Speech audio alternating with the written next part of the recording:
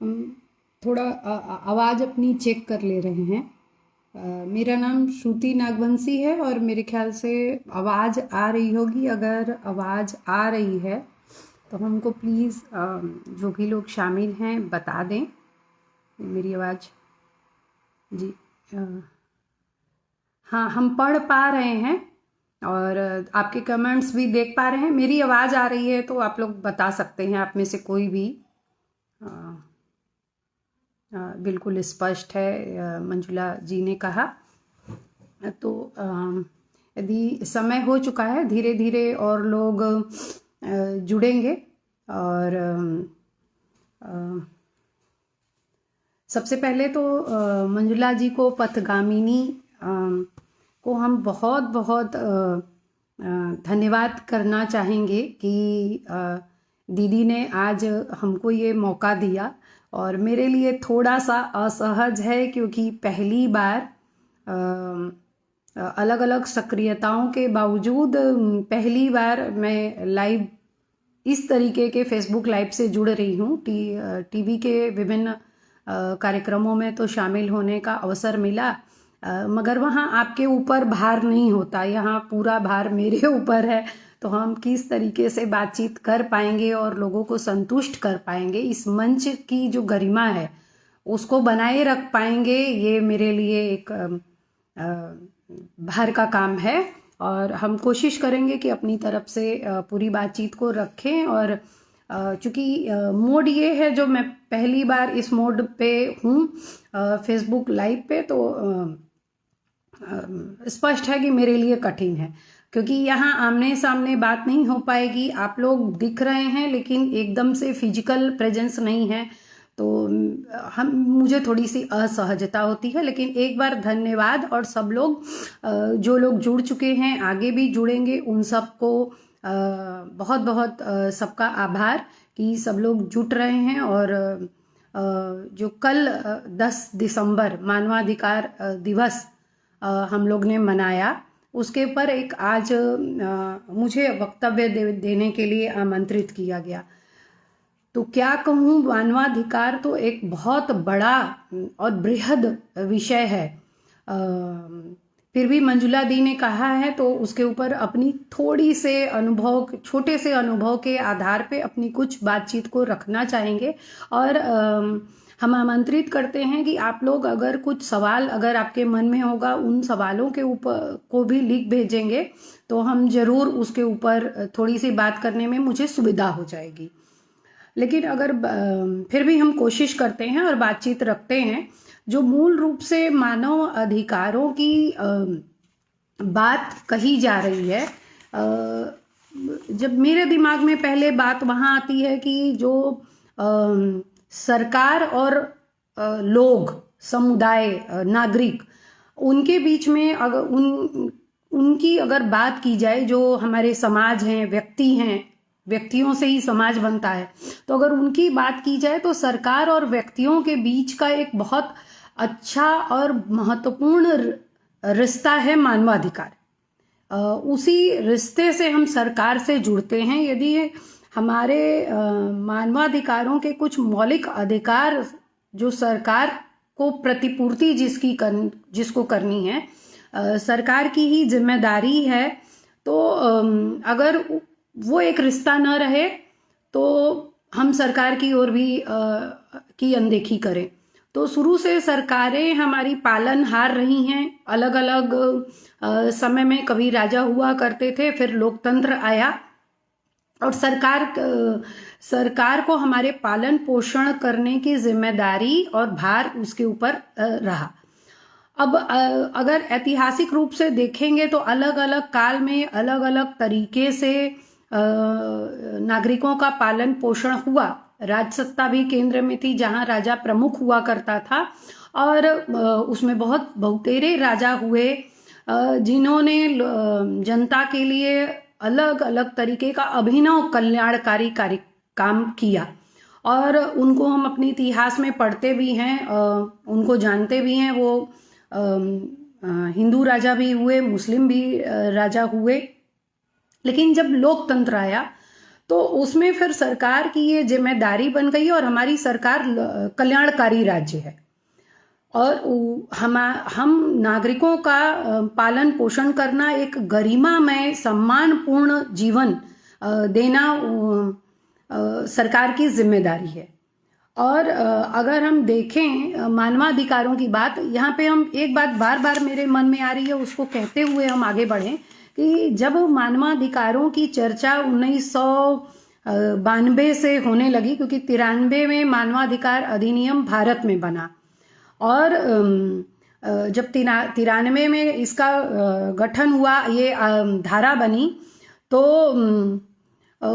उसके बाद मानवाधिकार आयोग वगैरह बना, राज्य मानवाधिकार आयोग बना और SC/ST कमीशन बने, क्योंकि अलग अलग समूहों को बाल अधिकार आयोग बना, अलग अलग समूहों को महिला अधिकार आयोग बना। तो अलग अलग, चूंकि अलग अलग समूह बनाए गए, मानवाधिकार आयोग तो सभी के मानवाधिकारों के बात करने की जिम्मेदारी, उसके ऊपर काम करने की जिम्मेदारी और मानव अधिकारों के संरक्षण की जिम्मेदारी उसके ऊपर थी। लेकिन अलग अलग आयोगों के भी गठन की जरूरत पड़ी, क्योंकि वो स्पेसिफिक रूप से फोकस होकर के उस तबके और उस समुदाय के ऊपर वो जोर दे सकें और उसके मानवाधिकार के संरक्षण की पैरोकारी कर सकें, उनको संरक्षण दे सकें। जहां लोगों के उस समूह का, यदि महिलाओं के अधिकारों का हनन हो रहा है या बच्चों के अधिकारों का हनन हो रहा है या SC/ST कमीशन है तो उस समुदाय के अधिकारों का हनन हो रहा है, तो उसको वो विशेष रूप से ध्यान दे पाए और उसी तबके से लोग जोड़े गए और उसमें विशेष उनके ध्यान देने की बात कही गई। और ऐसा नहीं है कि इन अधिकारों की बातचीत पहले नहीं थी, लेकिन बार बार हम वो बात कहने से शायद डर रहे हैं या छोड़ दे रहे हैं कि यदि मानवाधिकारों की बात की जाती है तो सबसे पहले कुछ ऐसे तबके हैं जिनको ये लगता है कि मानव अधिकारों की बात करने वाले ही गलत हैं, क्योंकि वो कहीं ना कहीं टेररिस्ट या ऐसे तबके हैं, उनके भी मानव अधिकारों के संरक्षण की बात करते हैं। तो उनको ये लगता है कि जब हम लोगों की कई बार ऐसे लोगों से वास्ता पड़ता है जहां हम बताते हैं कि मानव अधिकारों के ऊपर हम लोग काम कर रहे हैं, तो वो इस तरीके के आक्षेप लगाते हैं हम लोगों के ऊपर। तो मानव अधिकार न केवल टेररिस्टों के लिए है, अभियुक्तों के लिए, आरोपियों के लिए है, वो बल्कि एक सामान्य उस देश के हर नागरिक के लिए है मानव अधिकार। और वो मानव अधिकार अब आया ऐसी बात नहीं है, वो हमारे कानून में, वो हमारे संविधान में पहले से लिखित था कि हमारे संविधान की प्रस्तावना में लिखा गया है कि जाति के आधार पे, नस्ल के आधार पे, उनके रंग के आधार पे, उनके धर्म के आधार पे, उनके अलग क्षेत्र में रहते हैं, उसके आधार पे, किसी भी आधार पे भारत में रहने वाले किसी भी नागरिक के साथ भेदभावपूर्ण व्यवहार नहीं होगा। सबको समान दर्जा दिया जाएगा और कोई भी दोयम दर्जे का नागरिक नहीं होगा। ये हमारे कॉन्स्टिट्यूशन में पहले से कहा गया है। और हमारा कॉन्स्टिट्यूशन कहा जाता है, जो लोग विधि विशेषज्ञ हैं वो कहते हैं कि भारत का कॉन्स्टिट्यूशन दुनिया के कॉन्स्टिट्यूशन में से बहुत सुंदर है। क्योंकि अगर इस बात को हम लोग समझ सकें कि अगर आपके कॉन्स्टिट्यूशन में जो चीजें उसकी मूल भावना में लिखी होंगी, प्रस्तावित दर्ज होंगी, उसी से तमाम कानून बनेंगे। और हमारे कॉन्स्टिट्यूशन में मानवाधिकारों की बात कही गई है, उनके संरक्षण की बात कही गई है। ये अलग बात है कि मानवाधिकार की चर्चा तब शुरू होने लगी जब द्वितीय विश्व युद्ध हुआ। और द्वितीय विश्व युद्ध के बाद जो दुनिया की स्थिति थी, दुनिया में भी जो त्राही की स्थिति बनी हुई थी, दुनिया के कई देश जो तबाह हो गए थे, अपने नागरिकों के मूल अधिकार को, उनके जीवन, उनके संरक्षण, सारी चीजों को वो देखभाल करने में असमर्थ हो रहे थे और बहुत चुनौतीपूर्ण स्थिति थी। तब संयुक्त राष्ट्र ने और इस तरीके के मानवाधिकार के परिकल्पना उस समय आई और समय समय में इतना समय लग गया, अलग अलग घोषणा दुनिया भर के देशों, संयुक्त राष्ट्र को भी जानना जरूरी है। यूनाइटेड नेशन कन्वेंशन जब हुआ, यूनाइटेड नेशन को सब लोग जानते होंगे। कल एक जगह एक पटल पे बात हो रही थी तो लोग कह रहे थे कि संयुक्त राष्ट्र की बात इस समय क्यों कौन मानता है, हमारी सरकारें मानती कहाँ हैं। लेकिन मानना तो पड़ेगा। अभी जो दुनिया भर में अलग अलग जगह में जो उथल पुथल की स्थिति हुई है, वो थोड़े समय के लिए माने ना माने, पर वो मानना पड़ेगा। उसको इस तरीके से समझिए कि यदि आपका एक संयुक्त परिवार है, संयुक्त परिवार में आप कोई उदंड आदमी हो तो वो अपने मन की उदंडता को बहुत दिन तक जारी नहीं रख सकता। जरूर वो कुछ समय, कुछ घंटे, कुछ साल, कुछ वर्षों तक वो अपनी उदंडता कर सकता है, लेकिन एक समय के बाद जब संयुक्त परिवार के सब लोग इकट्ठे होते हैं और एकजुट होकर के उसकी उदंडता को रोकने की कोशिश करते हैं, तो ये उसी तरीके है कि जैसे आपके परिवार की पंचायत, आपके समाज की पंचायत, आपके गांव की पंचायत, वो इसी बात के लिए कि उसमें अच्छे लोग हैं, वो अच्छे लोगों को दिशा देने की जरूरत है कि समाज किस दिशा में जा रहा है, उसमें किस तरीके के लोग हैं, वो सही है गलत है, उसके ऊपर वो लगाम लगाए। तो उसी तरीके से हमारी संयुक्त राष्ट्र महासभा है, जहाँ पे दुनिया भर के देश, हमारी सरकारें वहाँ पे मेंबर हैं और राष्ट्राध्यक्ष वहाँ उस कन्वेंशन के लिए जाते हैं। समय समय पे कन्वेंशन होता है। उस कन्वेंशन में अलग अलग महिलाओं के ऊपर, महिलाओं के अधिकार के संरक्षण के लिए अलग सीडा घोषणा पत्र हुआ, बच्चों के अधिकारों के लिए अलग घोषणा पत्र जारी हुआ। उसी तरीके से अलग अलग जो समुदाय हैं, तबके हैं, उनकी सुरक्षा के लिए, संरक्षा के लिए, उनके मानवाधिकार को संरक्षण देने के लिए अलग अलग समय में घोषणा पत्र जारी हुआ। और उस घोषणा पत्र पे हमारी सरकारों को हस्ताक्षर करना पड़ता है और हर 5 वर्ष के बाद उसकी रिपोर्ट देनी पड़ती है कि हम अपने देश में, हमने अगर इस घोषणा पत्र में ये हस्ताक्षर किया कि हम अपने देश की महिलाओं को या बच्चों को उनकी रक्षा करेंगे। जैसे अगर आप छोटा सा उदाहरण लीजिए कि हम अपनी देश में अगर बाल विवाह है, तो बाल विवाह हो रहे हैं तो उसको प्रतिबंधित करेंगे और बाल विवाह को रोकेंगे। तो केवल बाल विवाह का कानून बना देने से बाल विवाह नहीं रुकेगा। हमको लड़कियों को बहुत सारे इस तरीके की अलग अलग कार्यक्रमों को जोड़ना पड़ेगा, अलग अलग तरीके के उनको बेनिफिट देने पड़ेंगे, शिक्षा की व्यवस्था, उनके स्वास्थ्य की व्यवस्था, उनके बौद्धिक विकास। केवल बाल विवाह का कानून बना देने से बाल विवाह नहीं रुकने वाला है। तमाम तरीके के व्यवस्थाएं उनको देनी पड़ेगी जब बच्चियों की कम उम्र में शादी रुकेगी। और सबसे महत्वपूर्ण बात कि ये बात उस बच्ची को भी पता हो कि उसकी शादी की उम्र क्या है। और अगर वो ना बोलती है शादी के लिए, एक उदाहरण देके मैं समझाने की कोशिश कर रही हूँ, अगर वो शादी के लिए ना बोलती है तो कौन लोग उसकी मदद करेंगे, क्या व्यवस्थाएं होंगी, सरकार ऐसी कौन सी व्यवस्था देगी जिसको वो संपर्क कर सके और वो लोग उसकी शादी ना होने दें, उसके एक जायज उम्र में, वैधानिक उम्र में शादी हो। तो ये एक छोटा सा उदाहरण है। तो सरकार केवल ये हस्ताक्षर करके वहां से वापस आ जाएगी, ऐसी बात नहीं है। आने के बाद उस मुद्दे से जुड़ा हुआ, उस समस्या से जुड़ा हुआ तमाम कानून बनेंगे। और हम लोग के देखते देखते 93 से अगर मैं अपने अनुभवों को जोड़ूं तो 92-93 में मैं मानवाधिकार के क्षेत्र में सक्रिय हुई और उस समय से अब तक के अनुभवों को देखूं तो अगर आपको मैं सरल शब्दों में समझाने की कोशिश करूं तो वो मुझे जो दिखाई दिया कि उसके बाद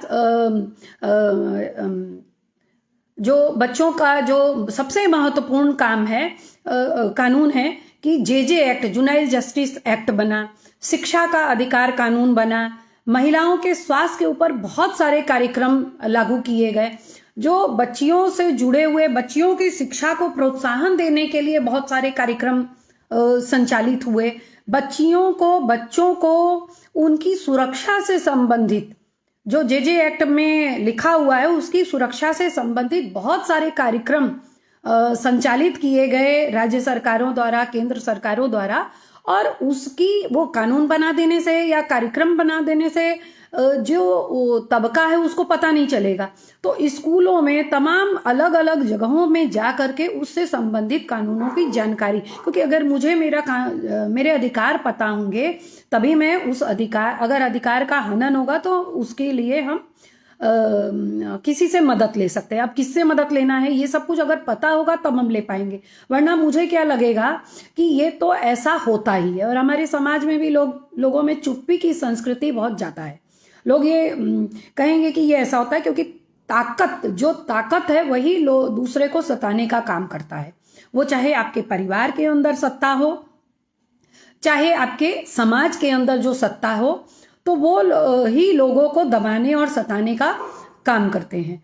तो ताकत को नियंत्रित कौन करेगा? वो हमारे सरकार करेगी, कानून करेगी कि अगर हम अपनी ताकत का उपयोग गलत दिशा में कर रहे हैं तो उस ताकत को रोकेगा कौन? तो तमाम कानून बना के इनको रोकने की कोशिश की गई। तो मैं ये कह रही हूँ कि जो मानव अधिकार है वो मूल रूप से, थोड़ा अगर हम वापस आए उसी बात पे तो उसको समझने की कोशिश करें, तो मूल रूप से जो हमारे संविधान में लिखा हुआ है, और संविधान ये गारंटी देता है, भारत का संविधान ये गारंटी देता है, और जो अंतर्राष्ट्रीय मानवाधिकार के ऊपर जो कन्वेंशन हुआ उस कन्वेंशन में भी यही बात कही गई कि जो जीवन जीने के लिए जो स्वतंत्रता चाहिए, समानता चाहिए, जो गरिमापूर्ण जीवन जीने के लिए आपको सामाजिक रूप से, आर्थिक रूप से जो कुछ चाहिए, वो बिना किसी तरीके का, लिंग का, पंथ का, धर्म का भेदभाव किए, संस्कृति का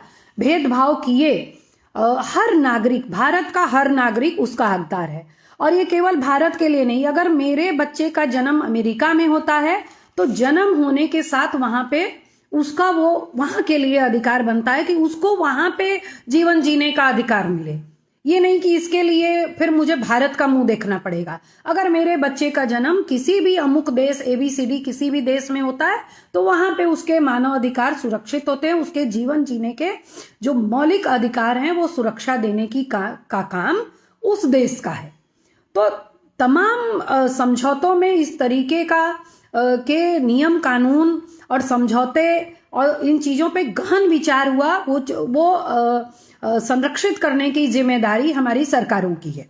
तो अगर इसको हम सम्मान से जीवन जीने की बात करते हैं तो उसको अगर मूल रूप से छोटे में समझें तो भोजन का अधिकार, आश्रय का अधिकार, हमें घर चाहिए, केवल भोजन से काम नहीं बनेगा, शिक्षा चाहिए, स्वास्थ्य चाहिए, बुनियादी जरूरत, वो सब जरूरतें चाहिए जिससे हम अपने जीवन जी सकें, उस तरीके के मौके चाहिए।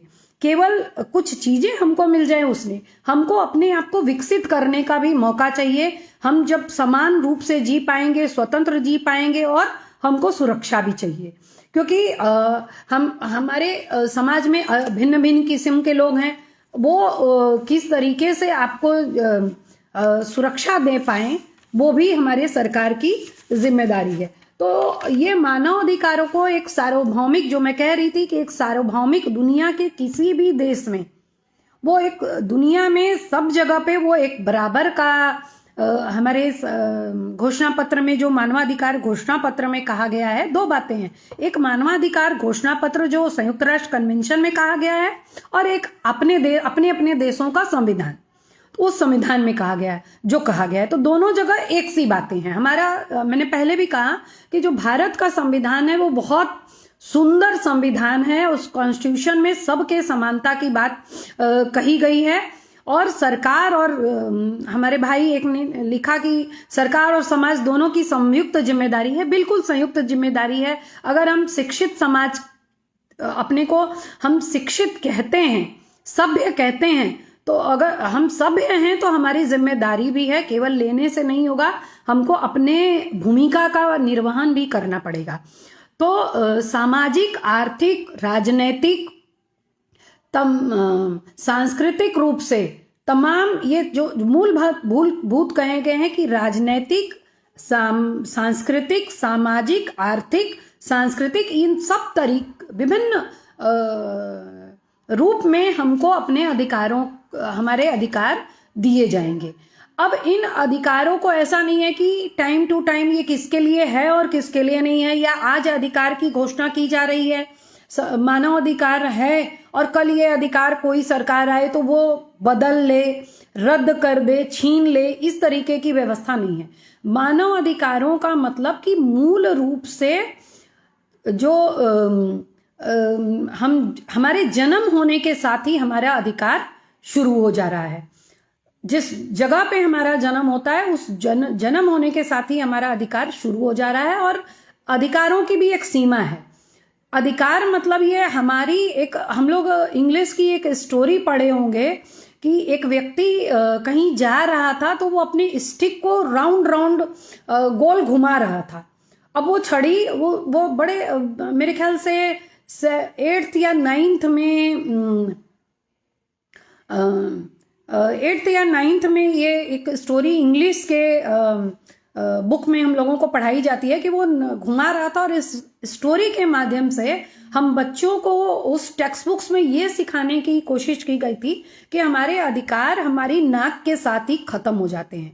जहाँ पे हमारी नाक खत्म होती है वहीं से दूसरे का अधिकार शुरू हो जाता है। ऐसे नहीं कि हम स्वयंभू हो गए और मानव अधिकारों की बात हम करें तो हम कुछ भी बात करने लगें और उसकी कोई सीमा नहीं है।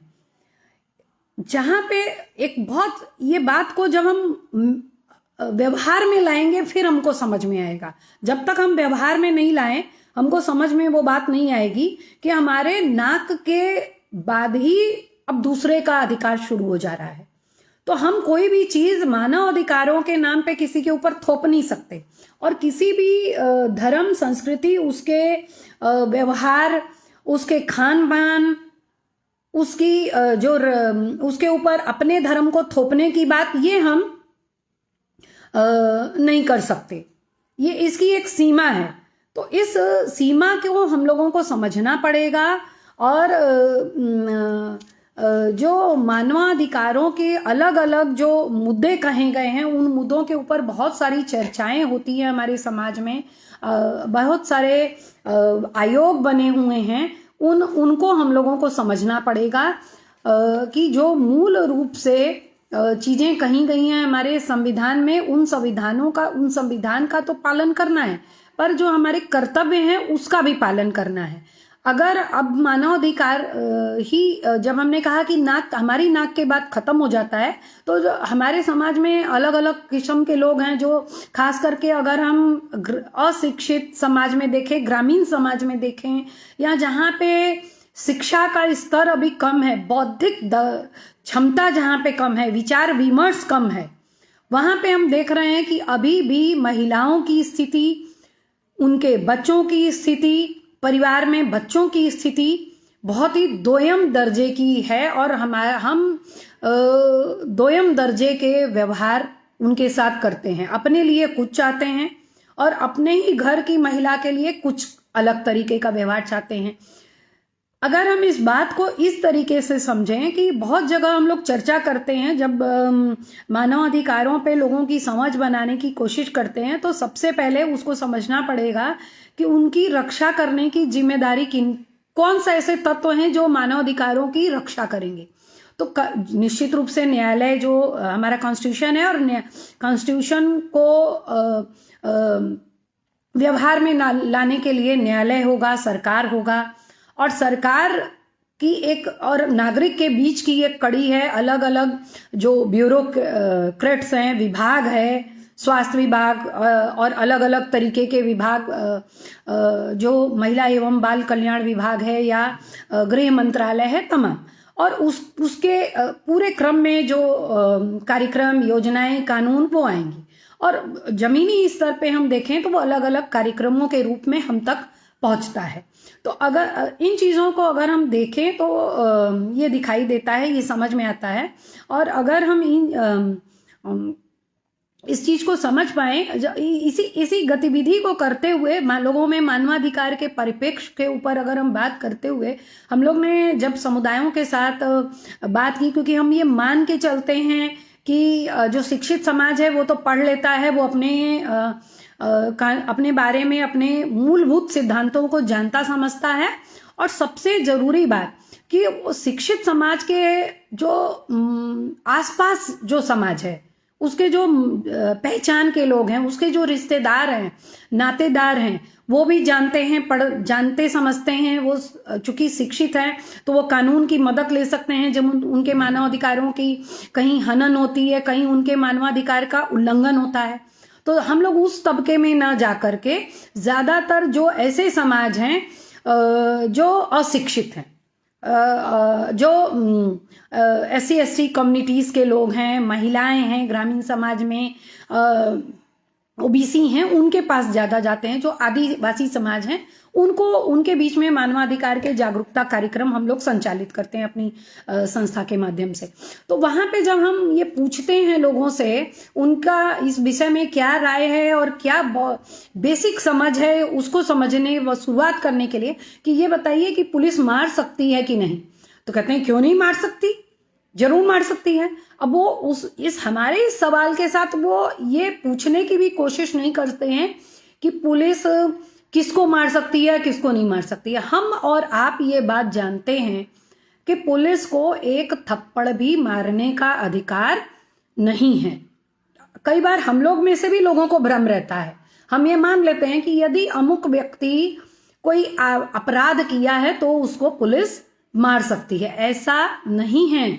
एक जिसके ऊपर अपराध किसी ने बताया कि इसने मेरे घर में डकैती डाल ली या चोरी कर ली, किसी ने मर्डर कर दिया, उसको भी पुलिस मार नहीं सकती।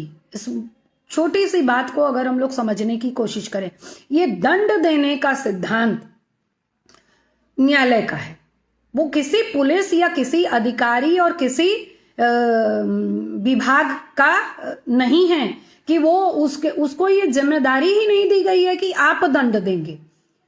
उनको कानून का केवल पालन करना है और कानून किस तरीके से पालन हो पाए इसकी जिम्मेदारी उनको है कि यदि कहीं पे अपराध होता है तो उसको छानबीन करके उस अपराध जिसके ऊपर आरोप है, जिसके ऊपर लोगों का शंका है, वो उसको पुलिस का उस जांच पड़ताल करके अगर FIR हो गया है अमुक व्यक्ति के ऊपर, उसको वो पकड़े और पुलिस मजिस्ट्रेट के सामने पेश करे। ये पुलिस की जिम्मेदारी है। पुलिस का जिम्मेदारी ये नहीं है कि वो दंड देने लगे, क्योंकि जब तक पूरी जांच नहीं होती है तब तक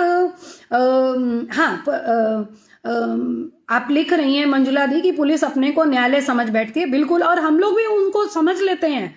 हम लोग भी जब हमारे पास बहुत सारे हमारी संस्था में केस आते हैं, जैसे महिलाओं को किसी ने प्रताड़ित कर दिया, अपने परिवार में वो प्रताड़ित हो गई, तो वो कोई बहुत सारे महिलाओं के अधिकार में, परिवार के अंदर भी महिलाओं को अधिकार संरक्षित करने के लिए घरेलू महिला हिंसा कानून बना हुआ है।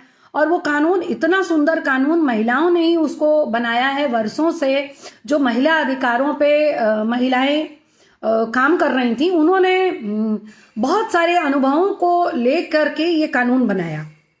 अब इस कानून में ये कहा गया है, क्योंकि व्यवहारिक अनुभव के आधार पर ये कानून बनाया है कि हमारे समाज में यदि परिवार के अंदर हिंसा होती है, वो चाहे थोड़ी हिंसा हो चाहे ज्यादा हिंसा हो, महिलाओं को एक विवाहित स्थिति में रहने के बाद अगर वो अपने परिवार में पुलिस लेके आ जाती है तो परिवार के लोगों को बुरा लगता है और फिर वापस वो उसी घर में जाके रहने में उनको चुनौती का सामना करना पड़ता है, दिक्कत होती है।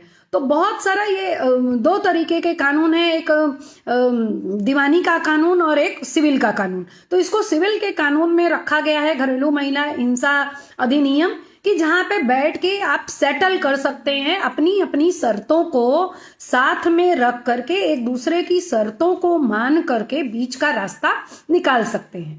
तो अब उस कानून में क्या है कि हम कानून की मदद लेंगे, एक अर्जी देंगे, वो तय विभाग पे महिला एवं बाल कल्याण विभाग का जो प्रोबेशन अधिकारी है, आशा ज्योति केंद्र है, उस विभाग के पास हम अपनी अर्जी लगाएंगे और दोनों पार्टी को वहां पे बुलाया जाएगा और उनसे बातचीत की जाएगी और बीच का रास्ता निकाला जाएगी कि किनको किनसे तकलीफ है। जरूरी नहीं है कि हम जो कह रहे हैं बतौर महिला सही ही कह रहे हैं।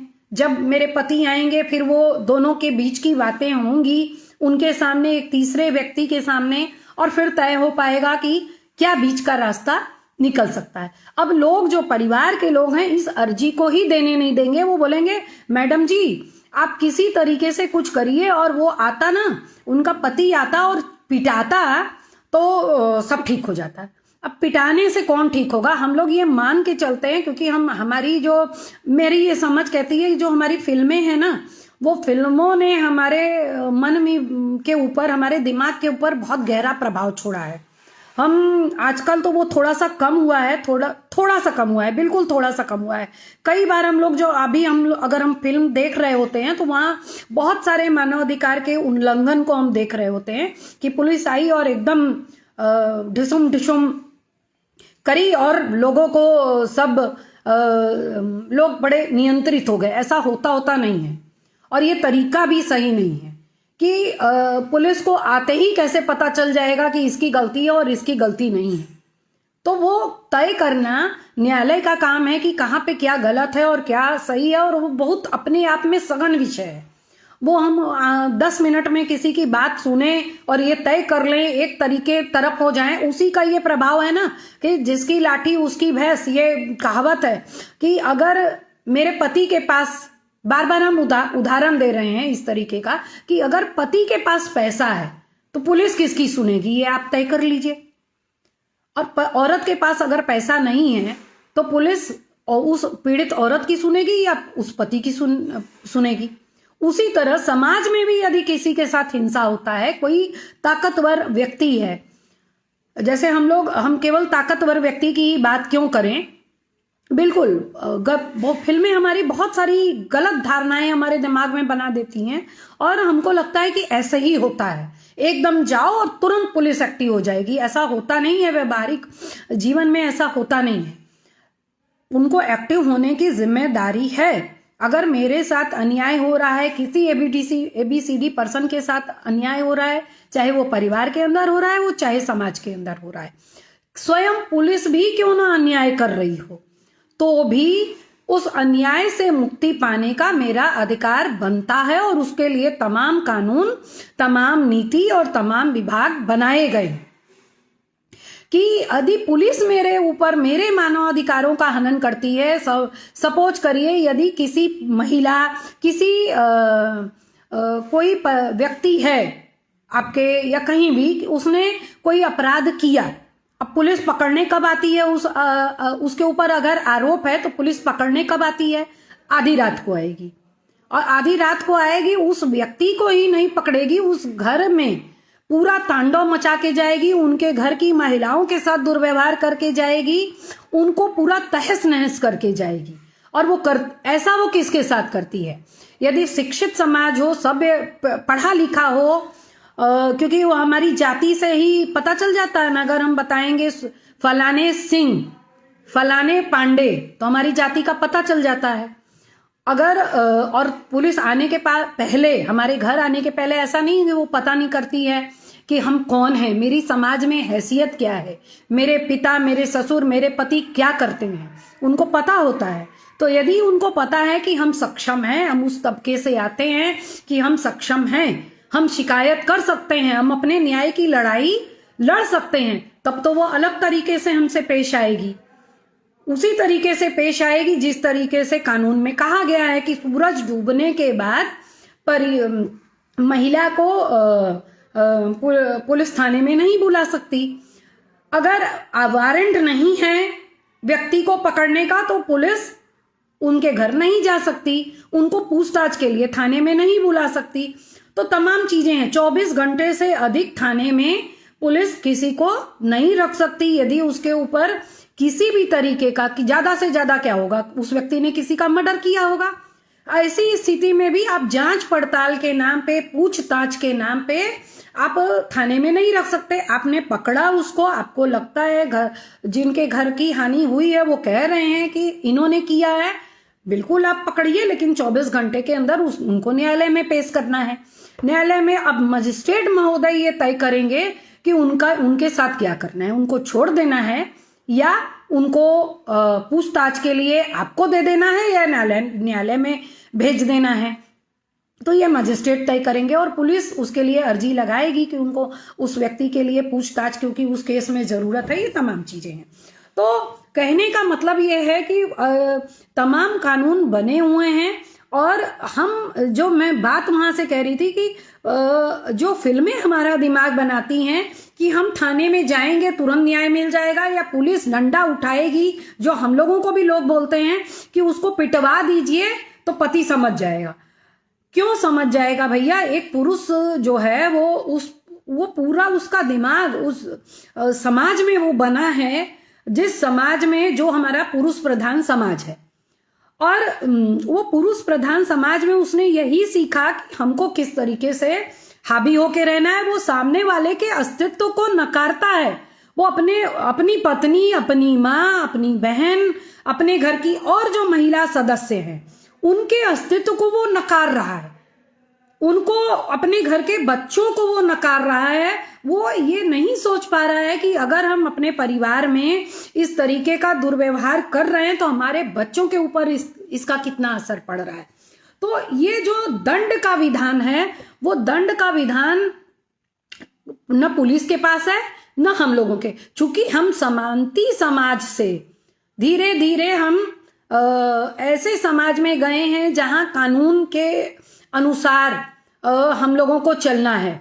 तो उस कानून बन गए, विधान बन गए, अलग अलग न्याय के विधान बन गए, उसके लिए ऑफिसर्स बन गए, वो प्रक्रियाएं बन गई कि किस तरीके से आपको न्याय मिलना है। तो अभी भी हमारा सामंती समाज, हमारे अंदर जो बहुत इंटीरियर समाज है, या जो सामंतवादी विचारधारा जो लोग अभी छोड़ नहीं पाए अपने दिमाग से, अपने व्यवहार से, वो अभी भी इस तरीके का व्यवहार करते हैं। और उसी सामंती समाज से हमारी, क्योंकि जब आप मानव अधिकार की बात करेंगे ना, तो पुलिस की बात आपको सबसे ज्यादा करनी पड़ेगी, क्योंकि वो कानून को लागू करने की, व्यवहार में लाने की जिम्मेदारी किसकी है? वो आपको चेहरा पुलिस का ही दिखाई देता है, जिसके माध्यम से सरकार कानून को लागू करवाती है। अलग अलग विभाग बने हैं, जब सरकार अक्षम हो जाती है तो पुलिस का एक चेहरा हमारे सामने आता है, पुलिस की वो वर्दी हमारे सामने आती है जो हमसे वो कानून लागू करवाती है। अब पुलिस के हाथ में डंडा दे दिया गया तो वो मुंह से बात नहीं करेगी, वो समझा के बात नहीं करेगी, उस डंडे से, उस पिस्टल से, उस बंदूक से वो बात करती है। और ये कहाँ से आया? ये पुलिस ऐसा करती क्यों है? क्योंकि वो उसी समाज से निकली हुई है। और अभी जो पुलिस के लिए, जो पुलिस के ऊपर भी जो कानून लागू होता है, क्योंकि हमारी पुलिस के ऊपर जो कानून लागू होता है वो कब बना? वो बना आज़ादी के पहले, जब 1857 की क्रांति हुई मंगल पांडे की, और पूरे देश भर में उस अलग अलग चेहरे, बड़े चेहरे उस क्रांति से जुड़े और उसकी नेतृत्व उन्होंने किया। तब अंग्रेजी सरकार ने उस कानून को बनाया कि पुलिस कैसे हमारे ऊपर, उस समय की पुलिस, अंग्रेजी सरकार की पुलिस कैसे जनता के ऊपर रूल करेगी, और वो जनता को कैसे वो जो आंदोलन, उस समय आजादी का आंदोलन चल रहा था, उसको कैसे वो कुचलने का काम करेगी। और वो कानून अभी तक बदला नहीं, वही कानून अभी भी चल रहा है। पुलिस कमीशन की बात करी गई कि पुलिस कमीशन बने। हम केवल ये नहीं कह रहे हैं कि पुलिस के स्वयंभूपन को आप रोकिए, बल्कि हम ये कह रहे हैं कि पुलिस को भी बहुत सारे पुलिस के भी मानव अधिकार हैं, और पुलिस को भी बहुत सारी सुविधा और सेवाएं मिलनी चाहिए। पर वो चीज़ें अभी तक हो नहीं पाई। और वो चीज़ें उसी तरीके है। तमाम सरकारें आई गई, मानव अधिकारों की पैरवी करने वाले देश भर में बहुत सारे संगठन हैं, और उन्होंने, और मानवाधिकार आयोग ने पुलिस कमीशन की बात की, वो अभी तक लागू नहीं हुआ। क्योंकि वहाँ हम ये बात करते हैं कि हम देखते हैं कि 16-16 घंटे यदि पुलिस वाले ड्यूटी करते हैं, और जो सबसे बुरी चीज मुझे दिखाई देती है, एक व्यक्ति अगर 16 घंटे ड्यूटी कर रहा है तो वो किस तरीके उसके मन स्थिति होगी, वो किस तरीके से आम नागरिक से व्यवहार करेगा। वो तो चिड़चिड़ा होगा। वो समझने की, वो आप अब अपने न्याय की बात, अपने साथ हुए अन्याय की बात लेकर के अगर थाने में जाते हैं तो वो आप समझिए वो किस तरीके की का व्यवहार करेगा। ये केवल समझने के लिए हम कह रहे हैं, ये समझ के चुप हो जाने के लिए नहीं कह रहे हैं, क्योंकि कई बार लोग समझ के दूसरे का दुख इतना ज्यादा समझ लेते हैं कि वो चुप हो जाते हैं।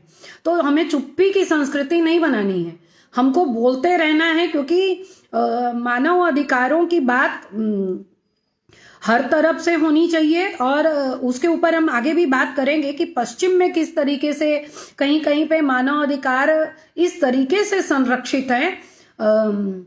कृपया उन संगठनों के नाम बताएं जो बेहतर होंगे। हमको थोड़ा सा बताइए कि किस संगठन का नाम आप जानना चाहते हैं या लोगों को जानना चाहिए। एक तो मानवाधिकार आयोग है, जो आयोग के अगर हम सर्च करेंगे गूगल में तो मानवाधिकार आयोग किस तरीके से काम करता है उसके बारे में हम लोगों को काफी गहन जानकारी हो जाएगी।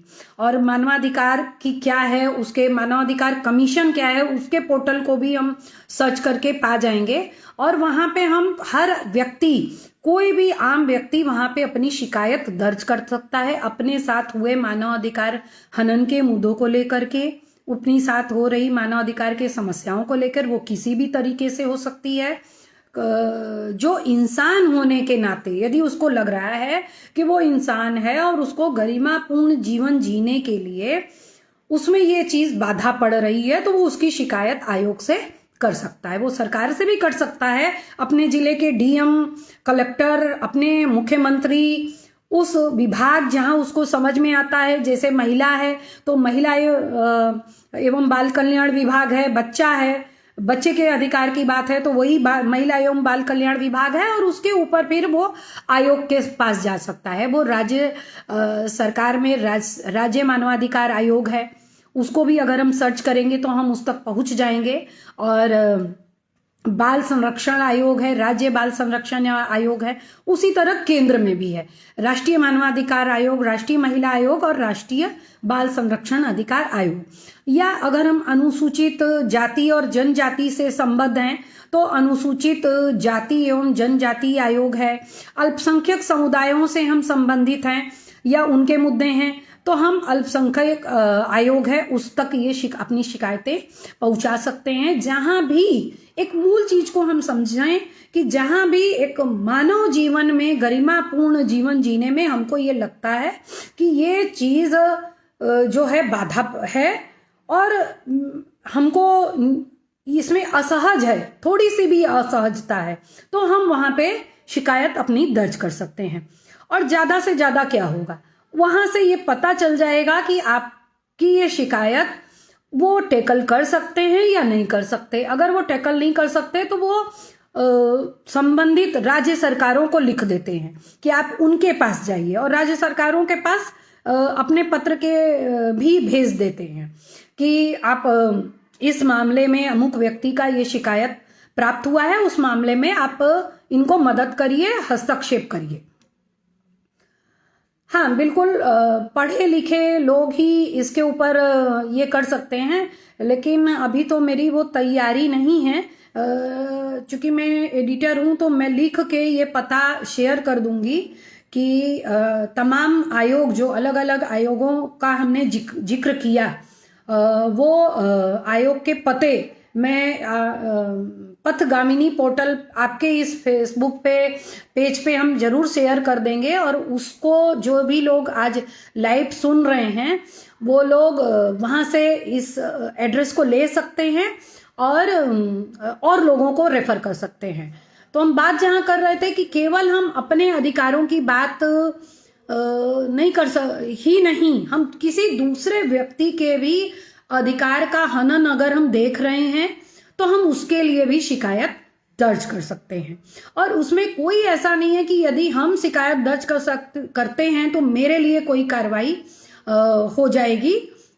ये www.NHRC राष्ट्रीय मानवाधिकार आयोग, इसके ऊपर इस पोर्टल पे जा करके हम विस्तृत जानकारी लेके, और इस पोर्टल पे शिकायत का जगह बना हुआ है, वहां पे हम शिकायत दर्ज कर सकते हैं। www.nhrc.nic.in इस पे हम अपनी शिकायत दर्ज कर सकते हैं। और इस तरीके से अलग अलग जो आयोग हैं वहां पे भी हम शिकायत दर्ज कर सकते हैं। तो बार बार बात रुक रही है कि जो मैं बात कहूं कि हम समांती समाज से निकले हैं, और जो पुलिस कमीशन भी अभी तक नहीं बना, तो हम लोगों को आदत है, जो हम पीछे बोल रहे थे कि यदि हम समुदायों में ये पूछते हैं कि पुलिस मार सकती है, वो कहते हैं कि आराम से मार सकती है। और लोगों की भी अपेक्षा रहती है, भाई भाई में यदि झगड़ा हो गया किसी बात के लिए, उन्होंने थोड़ी ज्यादा जमीन ले ली, या घर का बंटवारा हो, उन्होंने थोड़ा ज्यादा ले लिया, दूसरे ने कम ले लिया, तो वो जब हम लोगों के पास आते हैं तो ये बोलते हैं कि वो थाने में अगर वो आ जाते ना, पुलिस जाके पीट देती ना, तो बस वो समझ जाते। तो हम उस दंड के, उस पुलिस के हाथ में वो डंडा थमाए रखना चाहते हैं। और अब ये आया महिला आयोग का पोर्टल कि www.nic.in ये महिला आयोग का पोर्टल है। यदि महिलाओं से संबंधित किसी भी तरीके के मानवाधिकार हनन की बात है, आपको लगता है, तो आप खुद के लिए, दूसरे के लिए, दूसरी महिला के लिए इस पोर्टल पे जा करके शिकायत दर्ज कर सकते हैं। और जब आप इनको अध्ययन करें तो आपको और बहुत सारी फर्स्ट हैंड जानकारी होगी, क्योंकि अभी तो हम आपको कुछ कुछ चीजें अपने अनुभवों के आधार पे, अपनी जानकारी, सीमित जानकारी के आधार पे कह रहे हैं। अगर हम लोग खुद पढ़ते हैं तो ज्यादा चीजों को समझ पाते हैं, और हमारा मूल जो हमारी सोच है, परिप्रेक्ष्य है, वो काफी क्लियर हो जाता है। तो बात वही है कि अभी भी हम लोग कई बार ये नारा लगाते हैं कि सरकार हमसे डरती है और पुलिस को आगे करती है। जब आप देखेंगे तो पुलिस एक चेहरा बन के आता है। हम लोग कई बार मानवाधिकार आयोग को, जो हम लोगों का जो संगठन है मानवाधिकार जन निगरानी समिति, तो मूलतः हम लोग, जो हम पहले भी कह रहे थे कि हम लोग ये मान के चलते हैं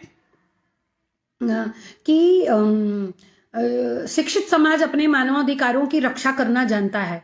ये हमारा अपना अनुभव है, क्योंकि कई बार ये सही भी नहीं है, लेकिन कई बार ये सही भी है, क्योंकि इसलिए कि उसके आसपास भी शिक्षित लोग होते हैं और कुछ हौसले वाले लोग होते हैं, जिनको ये लगता है अगर उनके मानवाधिकार की हनन होती है तो वो हौसला जो लोगों में होता है, क्योंकि जिसके मानवाधिकार का हनन होता है, जिसको पीटा गया, जिसके अधिकार को दबाया गया, कुचला गया, वो तो एक तरीके से उस समय थोड़ा परेशान हो जाता है, वो दब जाता है और उसका हौसला पस्त हो जाता है। उसका जो आत्मबल है, हौसला कहने का मतलब उसका आत्मबल, वो आत्मबल दब जाता है।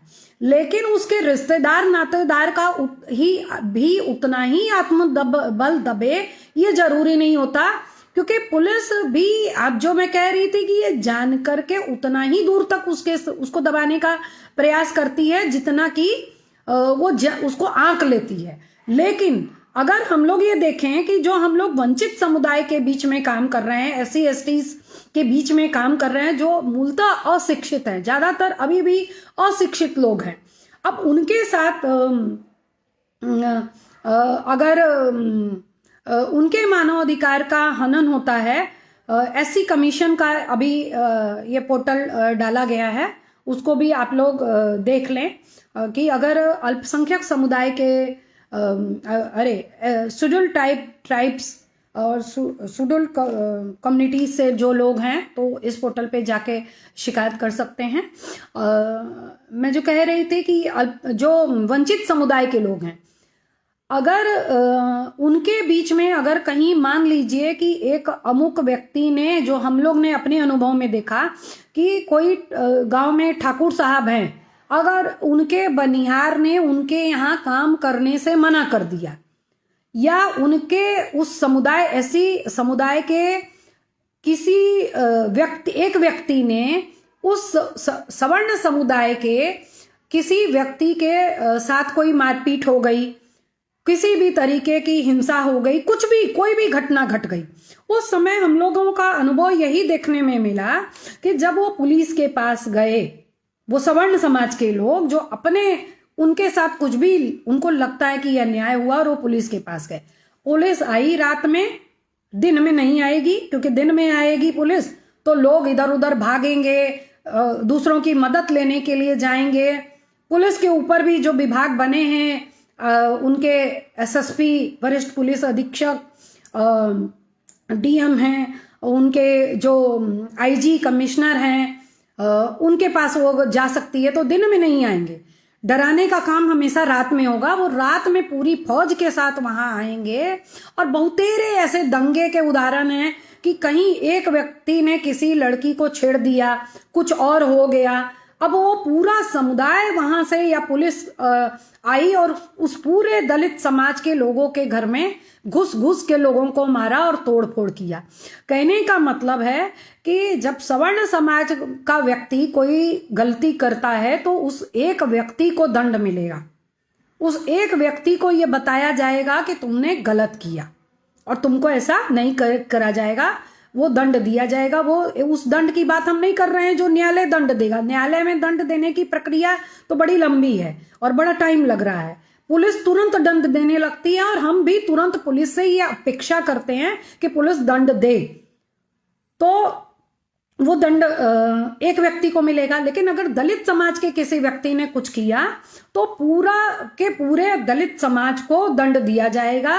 उस पूरे समाज को के बीच में आकर के आधी रात को उनके घर में तोड़ फोड़ मचाई जाएगी, उनके बर्तनों को कूच देंगे। उनकी गृहस्थी कितनी होती है, उनके अनाज को, चावल को, आटे में, दाल को सबको एक में मिला देंगे। कुछ मतलब ले नहीं जा पाएंगे तो सबको एक में मिला देंगे। अब कैसे व्यक्ति खाएगा? तो ये प्राइम मिनिस्टर पोर्टल का भी, जहां पे आप गवर्नमेंट पोर्टल प्राइम मिनिस्टर को भी अपनी शिकायत दर्ज कर सकते हैं। इसको नोट कर सकते हैं, स्क्रीनशॉट ले सकते हैं इसका। तो यहाँ पे जब आपको जरूरत पड़े इस पोर्टल को खोलेंगे तो आप अपनी शिकायतें दर्ज कर सकते हैं। स्क्रीनशॉट लेके भी आप लोग रख सकते हैं इसको और बाद में इसको आराम से डायरी में नोट कर ले।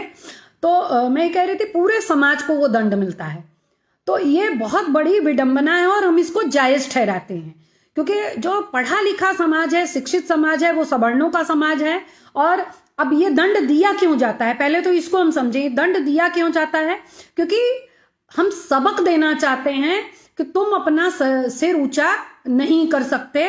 और पूरे हमको इतना आक्रोश आ जाता है, हम सवर्ण समाज के लोगों को इतना आक्रोश आ जाता है कि हम पूरे के पूरे समाज को, उस समाज को दंड दे करके साबित करना चाहते हैं कि वो ये उसने ये ऐसे गलती कैसे कर दी, और वो गलती करेगा तो पीढ़ियां उसकी पीढ़ियों को याद रखना चाहिए। आने वाली जो नस्ल है, उसके आगे आने वाले जो बच्चे हैं, उसके पूरे परिवार को याद रखना चाहिए। अब ऐसे में होता क्या है, इसका असर इतना गहरा पड़ता है कि यदि फर्जी आरोप भी किसी दलित व्यक्ति के ऊपर लग जाए, फर्जी केसेस होते हैं, आप जानते हैं, थोड़ा सा भी आप गहन छानबीन करें, जो तमाम रोज अखबारों में आते हैं या मीडिया में जो चर्चित केस हैं, उन चर्चित केस का इस फेसबुक लाइव में हम नाम नहीं ले रहे हैं, लेकिन अगर आप उन केस के आप जो चर्चा में केस बने हैं हाल के वर्षों में, अगर उन पे आप नजर दौड़ाएं तो आपको खुद पता चल जाएगा कि कौन सा केस फर्जी है और कौन सा क्या है, और पुलिस का उसमें क्या रोल रहा, हमारी सरकार का उसमें रोल क्या रहा, राज्य सरकार का या केंद्र सरकार का उसमें रोल किस तरीके का रहा, ये हमको पता चल जाता है। तो अब होता यह है कि यदि किसी दलित समाज के व्यक्ति के ऊपर फर्जी केस भी लाद दिया जाए, परिवार ये अच्छे तरीके से जान रहा है कि यह फर्जी केस है, फिर भी उसका भाई बहन कोई भी उसको साथ देने को तैयार नहीं होता है। ये यूनिवर्सल डिक्लेरेशन अभी डाला गया है ह्यूमन राइट के ऊपर, जो यूनाइटेड नेशन में ह्यूमन राइट के ऊपर डिक्लेरेशन है, इसको भी उसके पोर्टल पे जा कर के वेबसाइट पे हम लोग स्टडी कर सकते हैं और वो समझना बहुत ज़रूरी है। मेरी इस बातचीत से थोड़ी बहुत चीज़ें कुछ क्लियर होगी, जब हम ज़्यादा स्टडी करेंगे तभी ज़्यादा गहन समझ होगी और वो चीज़ें मल्टीप्लाई होती होती रहेगी।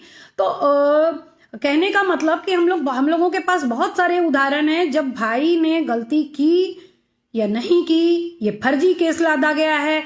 पत्नी है, उसको मालूम है कि मेरे पति के ऊपर ये आरोप फर्जी लगाया गया है, लेकिन उस पिटाई से, उस आतंक से वो उसके साथ कई बार खड़ी होने के लिए विवश हो जाती है। ये तमाम चुनौतियां दिखाई दे रही है।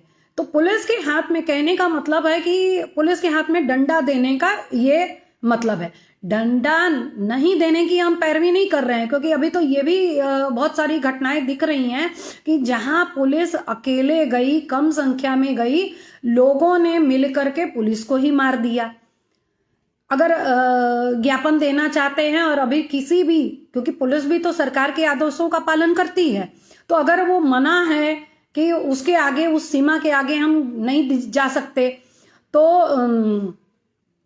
वो पुलिस अगर वहाँ रोकती है तो लोग पुलिस के ऊपर ही हमला कर दे रहे हैं। तो वो एक महत्वपूर्ण चीज है। हम डंडा न देने की भी पैरवी नहीं कर रहे हैं, पर हम केवल ये समझाने की कोशिश कर रहे हैं कि कोई, जब ये प्रैक्टिस में नहीं है, हमारी आदत में शुमार नहीं है कि हम दूसरे के भी मानव अधिकारों की बात को समझ सकें और अपनी सीमा को समझ सकें। अब हमारी सीमा क्या है, इसके आगे हमारी सीमा नहीं है, उसके आगे हम नहीं जा सकते। इस बात को अगर हम नहीं समझ पाते हैं तो हमको आवेश बहुत जल्दी आता है और उस आवेश में हम दूसरे के में भी मानव अधिकारों का हनन कर बैठते हैं और हम ये देखने की कोशिश नहीं करते कि सामने वाले का मानवाधिकार कहाँ क्या है। अब दिक्कत यह है कि अगर इस तरीके का व्यवहार, ये सब कब होता था? आदिम समाज में, जब हम आदिम समाज था उस समय होता था, जब कोई कानून नहीं बना था, जब इस तरीके की चर्चा नहीं होती थी, जब इस तरीके का व्यवस्था और विधान नहीं था, तब हम लोग ये डीके बसु गाइडलाइन अभी हम लोगों ने डाला है, जहाँ पे जो ये सुप्रीम कोर्ट का गाइडलाइन है, डीके बसु गाइडलाइन, जहाँ पे जिसको स्टडी करके हम लोग ये जान सकते हैं कि पुलिस के ऊपर भी क्या गाइडलाइन है। यदि वो हमें अपराधी, आरोपी या पुलिस जब जनता के बीच में आती है, पुलिस पूछताछ करती है किसी केस को लेके, तो उसकी क्या सीमाएं हैं, उस सीमा को जानना जरूरी है। वरना हमको लगता है कि पुलिस यदि 2 दिन से थाने में बैठाई है तो सही है और पूछताछ कर रही है, क्योंकि वो जब आप जाते भी हैं अपने परिजन के लिए पूछने कि भैया 2 दिन से हैं, इनको छोड़ दीजिए, तो हाथ गोड़ जोड़ते हैं, गिड़गिड़ाते हैं, तो वो हावी होती है आपके ऊपर। पर हम 24 घंटे से अधिक, एक छोटी सी जानकारी है इसके ऊपर, अगर इस गाइडलाइन डीके बसी गाइडलाइन को हम पढ़ेंगे तो डिटेल में बहुत सारी जानकारी मिलेगी कि सूरज डूबने के बाद वो किसी भी महिला को थाने पे नहीं बुला सकती और महिला के यहाँ भी नहीं जा सकती। महिला जिनके ऊपर अगर आरोप है तो महिला को पकड़ने के लिए, गिरफ्तार करने के लिए महिला पुलिस ही जाएगी और 24 घंटे से अधिक थाने में नहीं रखेंगे। थाने में आएंगे, उनको न्यायालय में पेश करेंगे, उनका मेडिकल कराएंगे, उनको खाना खाने के लिए मिलेगा। ऐसा नहीं है कि वो भूखे प्यासे, उनके ऊपर आरोप है। अब आरोप है, वो आरोप अपराध उन्होंने किया या नहीं किया, ये तो न्यायालय में सिद्ध होगा ना कि उन्होंने अपराध किया या नहीं किया। आप देख सकते होंगे कि बहुत सारे फर्जी केस हैं। अब कौन सा फर्जी है और कौन सा सही है ये आपको अभी कैसे पता चलेगा, और पुलिस कैसे तुरंत तय कर लेगी? ये तो न्यायालय तय करेगी, वो न्यायालय का विषय है कि तमाम सबूत, गवाह और जांच विश्लेषण तथ्यों के आधार पर तय करेगी। उस न्यायालय को तय करने में बहुत लंबा समय लगता है। तो अभी डोमेस्टिक वायलेंस से जो बचाव का प्रिवेंशन एक्ट है, इसको भी यहाँ पे शेयर किया गया है। आप लोग स्क्रीनशॉट लेके इसको रख सकते हैं और बाद में या अभी कॉपी करके उठा सकते हैं वहाँ से, और इसको सेव करके रख लें और बाद में डिटेल में इसको स्टडी करें और समझें इसके ऊपर, जो लोग भी इंटरेस्टेड हैं और गहन जानकारी चाहते हैं। तो हम जहाँ बात कर रहे थे कि डिटेल में न्यायालय को ये तय करने में वर्षों लग जाते हैं और पुलिस तुरंत तय कर लेती है किसके दबाव में और किसके प्रभाव में, और कौन सी सत्ता, जो इस रुपए की जो सत्ता है, हमारी जाति की जो सत्ता है, हमारे मानसिकता की जो सत्ता है कि हम सर्वोच्च हैं। जैसे सवर्ण जातियों में ये आता है ना कि हम सर्वोच्च हैं, ये हमारी मानसिकता है। इसकी जो ताकत है और इसका जो एहसास है, इसको जो हम अपने अंदर रचा बसा के बैठे हुए हैं, इसके ऊपर ही पुलिस काम करती है।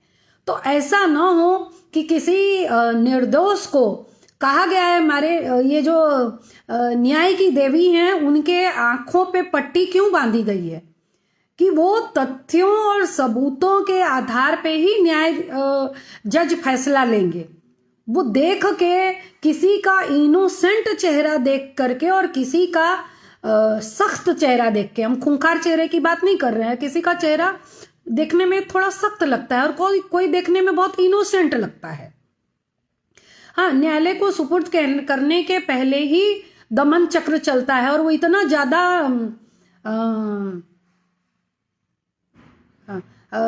इतना ज़्यादा वो दमन चक्र चलता है कि कई बार, अभी कल ही 10 दिसंबर हम लोग विश्व मानवाधिकार दिवस अपने कार्यालय में बहुत संक्षिप्त रूप में मना रहे थे, और 2 केस हम लोगों के कार्यालय में आए जब जेल के अंदर 2 लोगों को जिनको किसी आरोप में बंद किया गया था और उनके जमानत की प्रक्रिया उनके परिजन कर रहे थे। जमानत लगभग होने वाली थी, अभी उनके हाथ में वो डॉक्यूमेंट नहीं आया था, और सोनभद्र के सुदूर इलाके में रहने वाले 2 केस, वहाँ से 2 केस हमारे कार्यालय में आया था और उनको पुलिस के जेल के अंदर मार दिया गया। हम ये कहेंगे कि मार दिया गया इसलिए कि वो कह रहे हैं कि इन्होंने फांसी लगा ली। दोनों परिजनों जिनकी जेल के अंदर हत्या हो गई, मैं पूर्वाग्रह से ग्रसित हूँ नहीं हूँ, वो परिजन उनको कह रहे हैं कि जेल के अंदर कैमरे लगे हुए हैं, कैसे हत्या हो गई, वो हमको क्लिप दिखाइए, वो उसके ऊपर जांच करिए। मृत्यु के 24 घंटे बाद परिजन को पता चला कि आपके बच्चे ने, आपके परिवार के अमुक सदस्य ने हत्या कर ली। तो ये कैसे हो रहा है? ये इतने देर में आप विश्लेषण कर रहे हैं। थाने में बहुत सारे आप देखते होंगे कि थाने में बहुत सारे लोग, ये सुनने में मिलता होगा कि लोगों ने फांसी लगा ली। भैया वो जो चीजें चाहिए फांसी के लिए उसको कैसे मिला? जेल तो खुद यात्रा करके हम जेल की आए हैं आंदोलन में, तो मुझे पता है कि वहां ऐसी कोई जगह ही नहीं होती जिस साधन का उपयोग करके आप जेल में फांसी लगा लीजिए। ऐसा कोई साधन आपके पास नहीं मौजूद होता, उपलब्ध नहीं रहने दिया जाता। और अभी तो हम बनारस की जेल में जो कार्यस्थल पे यौन हिंसा के लिए कमेटी बनी है, उस कमेटी में भी हम हैं, तो जेल का विजिट करने का समय समय पे मौका मिलता है और हम लोग देख पाते हैं कि ऐसा कोई भी संसाधन उस व्यक्ति के पास मौजूद नहीं होता। फिर वो कैसे आत्महत्या कर ले रहा है? इट मीन्स कि आप हत्या कर करके, आप षड्यंत्र कर करके, हत्या कर करके और उसको आत्महत्या का रूप दे रहे हैं। तो ये पूरी प्रक्रिया है, वो पूरी, अगर मानव अधिकारों के ऊपर हम लोग बातचीत करें तो वास्तव में बहुत लंबी बातचीत है। मंजुला दीदी बोल रही हैं, सही बात है, समय तो कम ही पड़ जाता है। पर हम कहेंगे कि यदि कुछ लोग सवाल पूछना चाहते हैं तो जरूर लिख कर सवाल पूछें, क्योंकि हम तो असंतुष्ट रहेंगे, हमको ये लगेगा कि पता नहीं आप क्या जानना चाहते थे। जो चीज़ आप पता नहीं हम उसकी पूर्ति कर पाए या नहीं कर पाए। तो आप लोग अगर आप में से कुछ लोग अगर सवाल पूछते लिख करके तो मेरे लिए थोड़ा सुविधा हो जाता। और पता नहीं कितना समय अभी है मेरे पास, अभी घड़ी तो नहीं दिख रहा है, तो कितना समय और है ये भी हमको नहीं पता चल रहा है। आसपास मेरे घड़ी नहीं है और इस मोबाइल को हम बिल्कुल छू करके इसमें विघ्न नहीं पैदा करना चाहते, क्योंकि सुबह मंजुला दीदी ने बहुत मेरे साथ लग के बहुत कठिन एकदम टीचर की तरह सख्त तरीके से उन्होंने मुझे लाइव होना सिखाया। मैंने बताया पहली बार लाइव हुए हैं, तो मेरे को आ नहीं रहा था इस पेज पे जुड़ करके लाइव होना। तो यदि कुछ लोग सवाल पूछते तो अच्छा रहता, नहीं फिर हम एक ही बात को हमको लग रहा है कि हम बार बार रिपीट कर रहे हैं। बात सही है कि हम जो आदिम समाज से आए हैं अभी भी उस चीज़ को हम छोड़ नहीं पाए। अच्छा, थोड़ा सा हम पश्चिम की ओर अगर ध्यान दें। हाँ, मंजुला दीदी बहुत बेस्ट टीचर हैं, लेनिन जी लिख रहे हैं। श्रोतागण अगर कुछ जानना चाहते हैं तो ज़रूर पूछें, यदि लिख देते हैं छोटे में भी तो मैं समझ के उस विषय पे बात करना हमको अच्छा लगेगा। कि यदि इतने बात सुनने के बाद भी यदि आपको लगता है कि कुछ अगर आपके अंदर जानने की आकांक्षा है तो आप ज़रूर पूछिए। और एक यात्रा, एक ही बार हम मंजुला दीदी को मिले हैं, 1 घंटा हो गया है। अच्छा ठीक है, तो यदि लगता है कि हम लोग लाइव से बाहर जाना चाहें तो जा सकते हैं मेरी ओर से। और बहुत बहुत धन्यवाद। लेकिन एक थोड़ी सी बात और कर लें। मैं महिला हूँ तो मेरा अनुभव महिला वाला थोड़ा निकल के आता है। वो सही बात है, महिला ही महिला के मुद्दों को ज़्यादा नज़दीक से देखती समझती हैं। तो ऐसा नहीं है, ये बतौर महिला मैं बोल रही हूँ कि ऐसा नहीं है कि पश्चिम का जो समाज है, यूरोपियन कंट्री है या अमेरिकन कंट्री है, वहाँ से बहुत सारे लोग हमारे यहाँ आते हैं। यौन शोषण के मामले में मानवाधिकार के सक्रिय रहने के बाद भी न्यायालय में अपेक्षित विलंब क्यों हो रहा है? हाँ, अपेक्षित विलंब इसलिए हो रहा है कि जो वो वही है, एक पुलिस का चेहरा आपके बीच में आएगा और इस तरीके केस को, जो यौन शोषण से जुड़ा हुआ केस है, इस केस को, इस तरीके के केस को हम लोग नज़दीक से देख रहे हैं। एक सवाल है उसका जवाब दे लें और फिर एक और ज़रूरी बात है वो हम कर लें, तो फिर आप लोग और पूछिए, अगर नहीं तो फिर हम लाइव से बाहर भी हो सकते हैं। तो इस तरीके के केस को बहुत नज़दीक से देख रहे हैं, अपने आसपास से हम लोग देख रहे हैं और उसमें वो चेहरा, पुलिस का ही चेहरा हमारे सामने आता है कि जिसके कारण विलंब हो रहा है।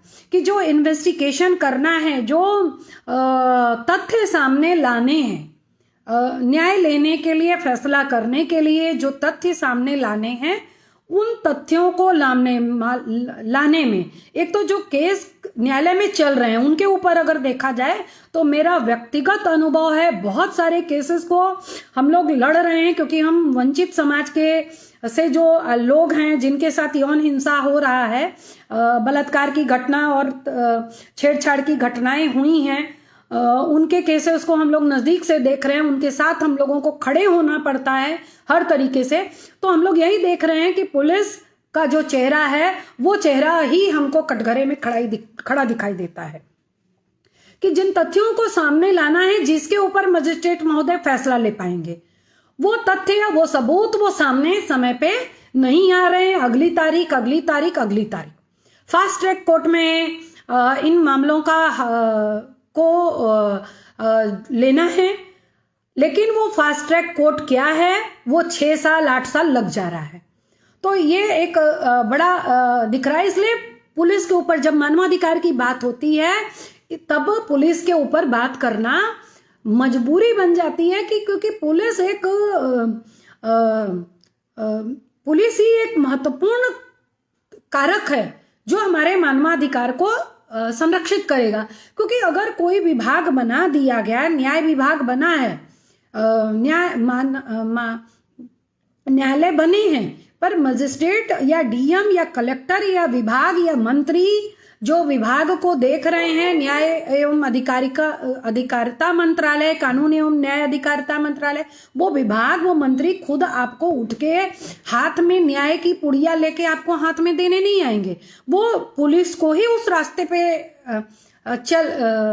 आपकी मदद करनी है। वहां वो मदद करने के लिए समय से तैयार नहीं होता। हम साफ साफ कहेंगे कि उनका गठबंधन हमेशा उसकी तरफ होता है जो कानून का हनन कर रहा हो, जिसने कानून तोड़ा, जिसने यौन हिंसा की, उसकी तरफ गठबंधन उनका रहेगा, उसकी तरफ उनका झुकाव रहेगा। केस कैसे सेटल हो जाए उसके तरफ, धन कहाँ से आए उसकी तरफ से वो चीजें दिखाई देती हैं हमको साफ साफ। अब अगर एक छोटा सा उदाहरण वहां देते चलें कि पिछले 3 वर्षों में, अगर हम अपनी राज्य सरकार का उदाहरण दें कि पिछले 3 वर्षों में मिशन शक्ति अभियान उन्होंने चलाया और बहुत सारे एनजीओ और जो सिविल सोसाइटी के जो लोग हैं वो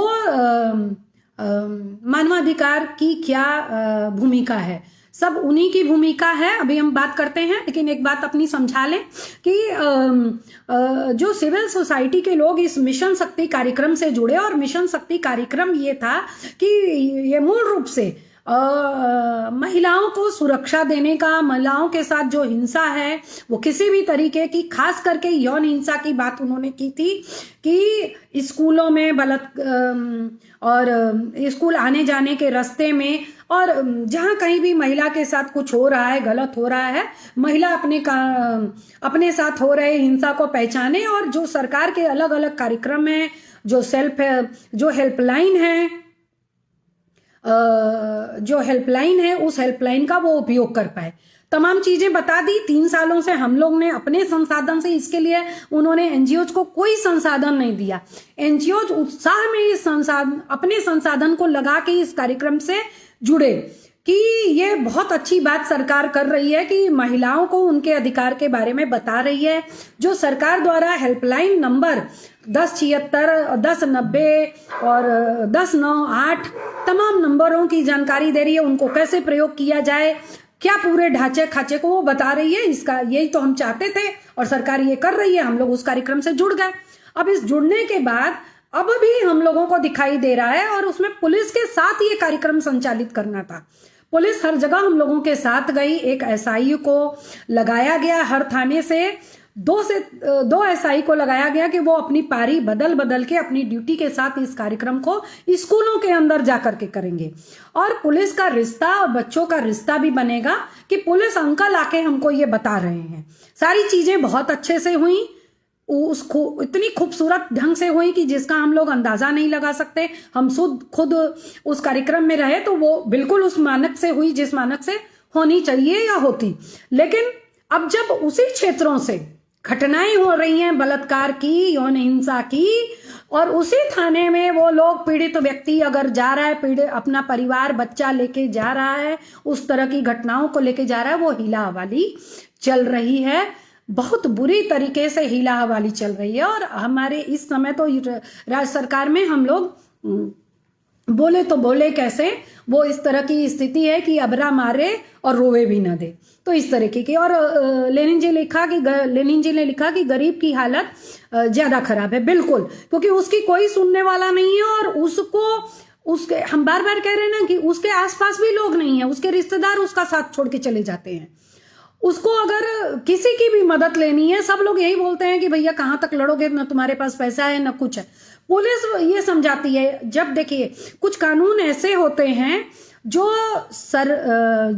कानून ये है कि हमने राज्य के बनाए कानून का उल्लंघन किया, जो मूलतः 2 दीवानी के कानून है।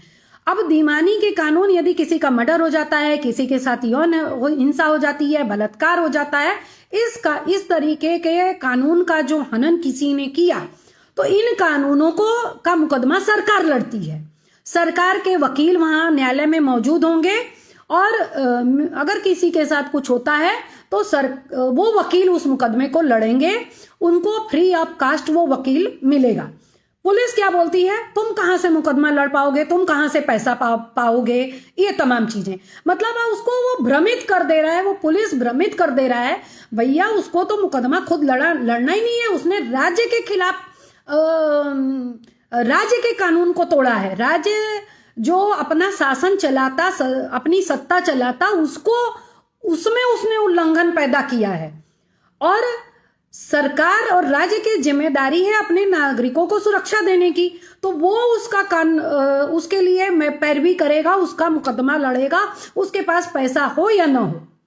लेकिन पुलिस उसको लोगों को भ्रमित कर देती है कि लोगों को पता नहीं है वो मुकदमा, वो भ्रमित होकर के घर बैठ जाते हैं। अभी रिसेंटली एक केस में ऐसा हुआ कि जहां 5 साल के लड़के को ऊपर 13 साल के लड़के ने अप्राकृतिक यौन गतिविधि उसके साथ की, और पुलिस ने उसकी माँ को ये पढ़ा दिया कि तुम पैसा कहाँ से पाओगी। और जब केस के डिटेल में छानबीन में गए हम लोग तो पता ये चला कि ये 13 साल का वो बच्चा वो पहले भी इस तरीके के अपराध कर चुका है। हम उस 13 साल के बच्चे के साथ भी हैं, क्योंकि जे एक्ट उस 13 साल के बच्चे के साथ भी खड़ा है। क्योंकि अगर उसको अभी से रोका नहीं गया, उसकी काउंसलिंग नहीं की गई, उसके साथ काम नहीं किया गया, उसकी क्या ऐसी स्थिति है, किन कारणों से वो ऐसा कर रहा है, इस चीज को समझ बूझ के उसको समझाया बुझाया नहीं किया, और जे एक्ट में दंड देने का अलग विधान है, उस तरीके से उसको सीमित नहीं किया गया, उसके ऊपर कार्यवाही नहीं हुई, तो वो कल के गए और बड़ा अपराध करेगा। तो ये इस तरीके की चीजें हैं, वो दिखाई दे रहा है हम लोगों को। मानवाधिकार की क्या भूमिका है, मानवाधिकार आयोग जो है, अगर इस मामले में हम लोग मानवाधिकार को, क्योंकि मानवाधिकार तो हम ये कहें कि हमारे कॉन्स्टिट्यूशन में ही मानवाधिकार है, पर उसको संरक्षित करने के लिए आयोग बना है। अगर ये जो तमाम चीजें हम बता रहे हैं, अगर इस पे हम आयोग को शिकायत करते हैं, अलग अलग आयोग है, आप जहां भी समझते हैं कि इससे जुड़ा हुआ मुद्दा है, महिला से जुड़ा, बच्चे से जुड़ा, उस आयोग को अगर शिकायत करते हैं, तो उस आयोग की जिम्मेदारी बनती है कि उसको वो संरक्षण करे, उसके अधिकारों का संरक्षण करे। कह रहे नियम तो बना है रत्नेश्वर जी सरकार की ओर से वकील, लेकिन वास्तविकता यही है कि सरकार वकील दोनों तरफ से मिला हुआ है। बिल्कुल, ये तो दिखाई पड़ता है हम लोगों को। मानवाधिकारों को, आयोगों को हम लोग इस तरीके की क्या दिक्कत है, आपके केस में कहाँ हर्डल हो रहा है, कहाँ चुनौती हो रहा है, उसको हम लोग शिकायत कर सकते हैं। और देखिए, यदि हम चुप रह जाते हैं ना कि ये मिले हुए हैं, ये कह के अगर हम चुप हो जाते हैं, ऐसा तो होता ही रहेगा। कई बारी जो तमाम परिस्थितियां हैं जिसकी वजह से, ऐसा नहीं कहेंगे कि हर केस में पुलिस की ही देरी है, कई बार चीज़ें वास्तव में कॉम्प्लिकेटेड होती है, पुलिस उस तक नहीं पहुंच पाती।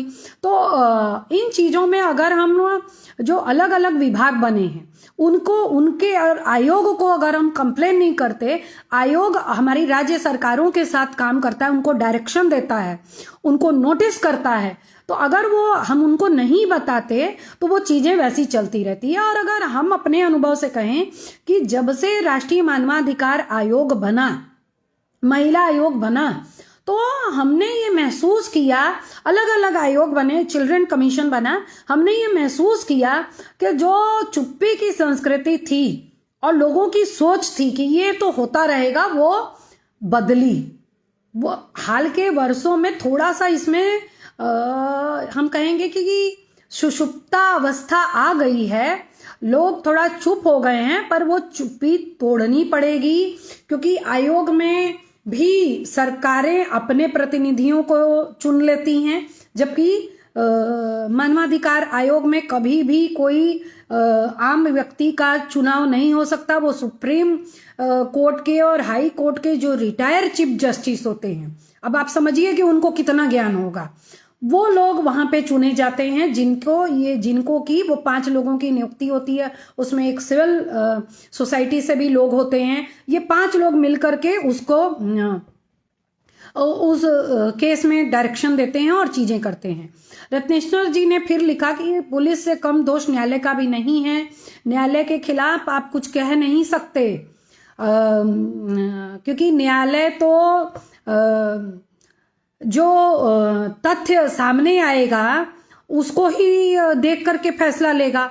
पास्को एक्ट में इतना विलंब क्यों होता है, इसको व्यक्त नहीं किया जा सकता। बिल्कुल वो हमारे पैरवी की ही दिक्कत है। देखिए, जब हम कई बार अज्ञान, हमारे पास वो जानकारी नहीं रहती ना कि हम किसके पास जाएं, तो वो चीज़ें वैसी चलती रहती है।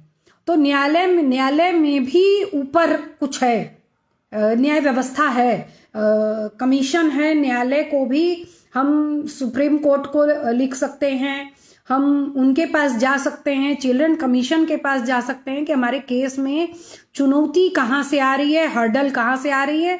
पास्को एक्ट बहुत सुंदर बना, अगर उसको पढ़ लें तो ये लगेगा कि किसी बच्चे के साथ ये होगा नहीं। अगर हो गया अपराध तो निश्चित रूप से उसको न्याय मिलेगा। हम लोग भी जब पढ़ते हैं ना तो बड़े संतुष्ट और बहुत खुश हो जाते हैं, लेकिन व्यवहारिक रूप में उस न्याय को पाने की प्रक्रिया कठिन होती है। लेकिन ये कठिन प्रक्रिया को जान करके यदि हम अब चुप हो जाते हैं, हम पीछे हट जाते हैं, हम सिलेंडर कर जाते हैं उस न्याय को पाने तक, तो फिर क्या है कि वही आदिम समाज वाली सभ्यता संस्कृति बनी रहेगी, जो कि लोग हावी रहेंगे, कुछ वो ताकतवर लोग हावी रहेंगे और जो कमजोर तबका है वो दबा कुचला उसी तरह बना रहेगा। क्योंकि देखिए, अधिकार उसी का मारा जाता है जो कमजोर होता है। तो इस चुप्पी की संस्कृति को तोड़ने के लिए हमको बोलना पड़ेगा। एक एक केस को हम लोग पीछे पढ़ करके उसमें देखते हैं कि उसमें चुनौती कहाँ से है। ऐसा नहीं है कि वहां पे साठ गांठ नहीं होती है, पर उन चीजों को हम लोग देखने की पूरी कोशिश करते हैं और करना पड़ेगा, एक एक केस में करना पड़ेगा। क्योंकि अगर एक केस हम किसी भी कारण से अन्याय हुआ है और उसको हम हार जाते हैं, तो पता चलता है कि लोगों का न्याय में विश्वास और न्यायिक प्रक्रिया में विश्वास कम होता है। और अगर हम मेहनत के साथ, शिद्दत के साथ एक केस में अगर हम न्याय ला देते हैं, जैसे निर्भया केस का जो जजमेंट आया, उस केस में ऐसा नहीं है कि निर्भया केस के बाद घटनाएं नहीं घट रही हैं, बलात्कार की घटना नहीं घट रही है, लेकिन जो न्याय पाने वाले लोग, न्याय की पैरवी करने वाले लोग हैं, उनके हौसले भी बुलंद हैं कि अगर हम लड़ेंगे तो कुछ न कुछ हम पाएंगे। हम थोड़ी पश्चिम की बात करना चाहते थे, क्योंकि हमारा समाज जो है ना, जो पूर्वी समाज, जो एशियन समाज है, वो बहुत उसका निर्माण और ढांचा खाचा बिल्कुल अलग तरीके का है।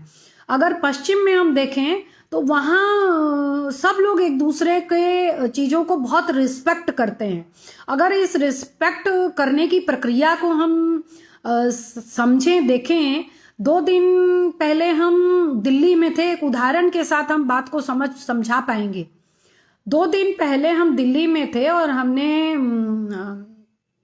ट्रेवल एजेंसी से कार ली और हमको कहीं अपने परिजन के यहाँ जाना था, और रास्ते में वो बातचीत कर रहे थे ड्राइवर साहब हमारे, कि हमने उनको 1 घंटा लेट करा दिया। तो जब हम उतरे, उनकी कार में बैठे, तो हमने खेद जाहिर किया कि इस कारण से लेट हो गया और इस जगह पे हमको जाना है। इस तरह की घटना में मेरे परिवार में कुछ घटना इस तरह की थी, गमी, तो उनको बताया ताकि उनको थोड़ा महसूस हो। क्योंकि हम ये समझते थे कि एक ड्राइवर को भी हम इंतजार नहीं करा सकते। हम आमतौर पे ये क्या समझेंगे कि हम तो उनको पैसे दे रहे हैं ना, पेमेंट कर रहे हैं, तो हम इंतजार करा सकते हैं। हम ये मान के चलते हैं कि हम खरीद रहे हैं उनकी सेवा, तो हम इंतजार करा सकते हैं।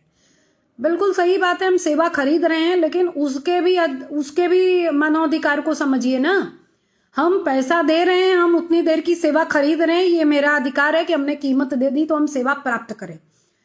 पर उनको हमने अगर भोर में 4 बजे बुलाया और खुद तैयार होकर के 5 बजे गए, तो हमने उनको तकलीफ दी ना। किसी भी वजह से, तो इस बात को समझना पड़ेगा। तो वो बातचीत में वो बताने लगे कि बहुत सारे जो दिल्ली पश्चिम देशों के जो टूरिस्ट आते हैं, तो अगर वो होटल से में 10 बजे हमको बुलाते हैं और 10 बजने में 15 मिनट बाकी रहता है, मेरी आदत है, वो अपनी कहानी बता रहे थे कि मेरी आदत है, मैं आधा घंटा कहीं पहले पहुंचने की कोशिश करता हूँ कि ताकि जो हमारी सेवा ले रहे हैं उनको लेट ना हो, मैं जल्दी पहुंच जाऊं। तो मैंने अपने आज तक के अनुभव में देखा, वो बता रहे थे कि मैंने अपने आज तक के अनुभव में देखा कि यदि 15 मिनट पहले मैं पहुंच गया हूँ, आधा घंटा पहले मैं पहुंच गया हूँ, वहां पहुंच के मैं अपनी कार साफ कर रहा हूँ, कार के आसपास खड़ा हूँ, या नीचे रिसेप्शन पे मैं बैठा हूँ, और अगर वो जो टूरिस्ट है उन्होंने हायर किया, अगर एक दिन पहले भी उनके साथ हम गए, वो हमको पहचानते हैं, वो हमसे तब तक नहीं बात करते, मुझे मेरी सेवा लेने के लिए मेरे और आगे नहीं बढ़ते जब तक कि ठीक 9 न बजा हो। वो खड़े होकर के सिगरेट पी लेंगे, कुछ और कर लेंगे, पढ़ लेंगे, अपने समय को किसी भी तरीके से पास करेंगे, लेकिन जहां ठीक 9 बजा तब वो मेरे से पास आकर के और मुझे अभिवादन करते हुए और फिर आगे जाने के लिए जहां भी होगा वो मेरे को कांटेक्ट करेंगे। तो ये बहुत छोटी सी चीज है। हम कभी भी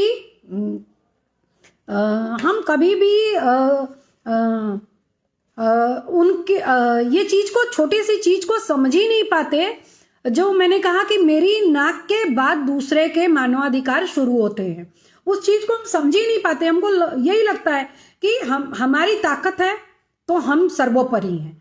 अब हम तो वो ज्यादा उदाहरण नहीं देख पाए, लेकिन हमने जितने भी पश्चिम के समाज के लोग हम लोगों को मिले, वहां पे एक दूसरे का बहुत ज्यादा रिस्पेक्ट है। परिवार के अंदर एक बच्चे का भी रिस्पेक्ट है। हम कई बारी लोगों को पूछते हैं कि क्या हम अपने बच्चे को मार सकते हैं? लोग कहते हैं अरे वाह, क्यों नहीं मार सकते, हम उनको खिलाएंगे पिलाएंगे, हम उनका पालन पोषण करते हैं, हम उन पर खर्च कर सकते हैं, वो हमारे पर डिपेंड है, वो हमारी प्रॉपर्टी लेंगे, तो क्यों नहीं मार सकते। अब ये लोगों को पता ही नहीं है कि हम तब सब कुछ करेंगे, लेकिन अपने करते हैं, वो मेरा फर्ज है, अपने बच्चे के लिए मेरा दायित्व है, मेरा कर्तव्य है। लेकिन हम अपने बच्चे को सब कुछ करने के बाद उसकी पिटाई नहीं कर सकते। ये वही सिद्धांत है दंड का कि हमको ये लगने लगता है कि हम दंड दे सकते हैं, क्योंकि हम पालनहार हैं तो हम दंड दे सकते हैं। हमको लगता है कि ये छोटी सी बात हम लोगों को समझने के लिए काफी होगी कि हम अपने बच्चे के पालनहार हैं, फिर भी हम अपने बच्चे को एक थप्पड़ भी नहीं रसीद कर सकते। तो उसी तरीके पुलिस या सरकार हमारी पालनहार है, वो हमारी देखभाल की जिम्मेदारी है, फिर भी वो हमको टॉर्चर किसी भी तरीके से नहीं कर सकती। मंजुला दीदी बता रही हैं कि 1.5 घंटा हो गया है, और आप लोगों ने, हम भी अपनी तरीके से वो धन्यवाद ज्ञापन कर रही हैं, और हम भी आप सब लोगों को धन्यवाद ज्ञापन दे रहे हैं अपनी तरफ से, क्योंकि आपने सुना हमको, और हम कितना सफल रहे असफल रहे ये तो आप तय करेंगे। लेकिन जितना भी लिंक है उसको प्लीज़ आप लोग स्टडी करिएगा उस पोर्टल को, ताकि आपकी और समझ बढ़े। और मेरी तरफ से ये आग्रह होगा कि मानव अधिकारों के परिप्रेक्ष्य को समझने के लिए आप गूगल पे खुद सर्च कर सकते हैं, और उसकी गहनता को, या बच्चों के अधिकार, किसी भी चीज़ को आप, गूगल बाबा मौजूद हैं, आप उनको काफ़ी गहन स्टडी कर सकते हैं, पोर्टल को आप यूज़ कर सकते हैं। और मेरी तरफ से भी सबको बहुत बहुत धन्यवाद। हाँ बिल्कुल सही है, इन्हीं कारणों से स्कूल की हालत ख़राब है, क्योंकि हम मानते हैं कि हम मार सकते हैं, टीचर भी मार सकता है, कोई बच्चे को दंड से सब लोग ठीक करना चाहते हैं, उससे बातचीत करके उसकी गलतियों का प्यार से उसको एहसास करा के उसको सही रास्ते पे हम नहीं लाना चाहते। हम अपनी सत्ता दिखाना चाहते हैं उसके ऊपर, और बहुत आवेश के साथ उस सत्ता दिखा करके हम उसको सही रास्ता दिखाना चाहते हैं। तो हम कई बार महिलाओं से भी ये पूछते हैं ना, परिवार से भी ये पूछते हैं कि क्या मार सकते हैं, तो महिलाएं जवाब देती हैं हाँ मार सकते हैं। तो हम बोलते हैं कि अगर आप मार खाती हैं अपनी पतियों का तो क्या आपको अच्छा लगता है? तो उसमें से कई लोग इतनी मतलब उनकी या तो समझ कहें, बुद्धि की तरस कहें, ठिठिया के कह देंगी अरे मतलब पति हैं तो करेंगे, मार सकते हैं। ऐसा नहीं है। आपको क्या अच्छा लगता है या नहीं लग सकता? आप ये समझिए कि जो व्यवहार मेरे लिए अच्छा नहीं है वो क्या दूसरे के लिए कैसे अच्छा हो सकता है। बस इतनी सी मूल बात को जो हमको लगता है कि पहले हमको कहनी चाहिए कि जो बात आपको बुरी लगती है वो दूसरे को कैसे बुरी नहीं लगेगी, इस बात को मूल बात को आप समझिए। और यहीं से हमको लगता है कि बहुत ज़्यादा समय हमने लिया, आप सब लोग जुड़े रहे, सबको बहुत बहुत धन्यवाद। और मंजुला दीदी को भी बहुत बहुत धन्यवाद कि आपने ये अवसर दिया। और हम क्या करें, मुझे भी बहुत गुस्सा आता था लेकिन अब नहीं, सही बात है। और मुझे भी, सही बात है, मुझे भी बहुत गुस्सा आता था। लेकिन हम जिक्र करना चाहेंगे कि मुझे तो इस फील्ड में लाने के लिए मेरे पति डॉक्टर लेनिन जी मुझे इस फील्ड में लेके आए। और कई बार मैं अपने बच्चे के साथ, जब वो छोटा था, काफ़ी सख्त हो जाती थी और इस तरीके का व्यवहार करती थी, लेकिन टोक टोक के। और जब ये एहसास हुआ तो मुझे लगा कि हम गलत हैं। और बहुत हमने उनके डर से बच्चे के साथ कभी भी इस तरीके का व्यवहार कभी एक दो बार किए हों पर रिपीट नहीं किया। और आज ये समझ में आता है कि बच्चे किस तरीके से उस दुर्व्यवहार को याद रखते हैं। अगर आपने एक बार भी उनके साथ दुर्व्यवहार किया तो वो उस दुर्व्यवहार को याद रखते हैं।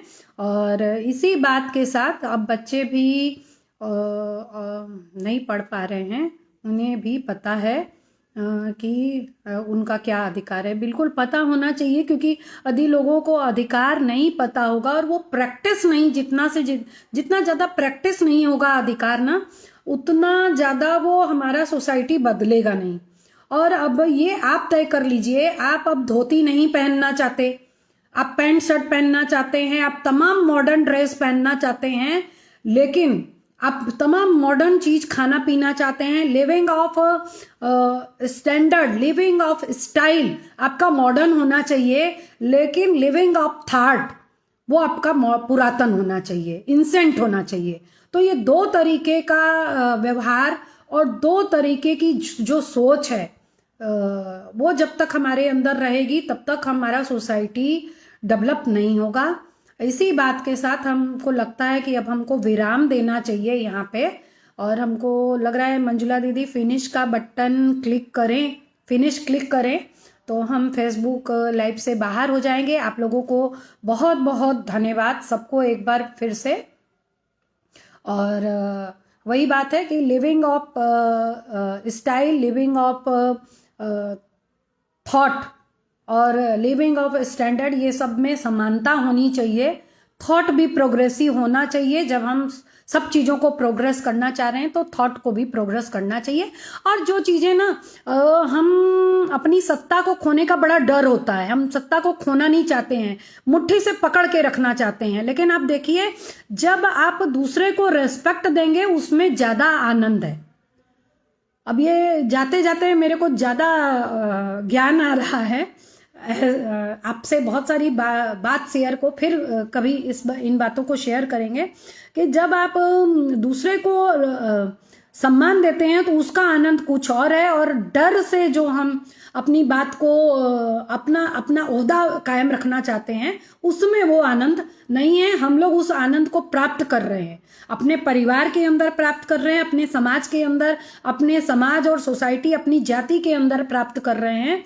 तो आप भी करके देखिए, आपको भी अच्छा लगेगा। शुरू में उसको छोड़ना कठिन लगेगा, लेकिन जब आप पाएंगे तो आपको लगेगा आप क्या थे और क्या से क्या हो गए, इतनी देरी क्यों की, देर हो गई तो हमको बदलने में। तो ये करके देखिए, आपको बहुत अच्छा लगेगा।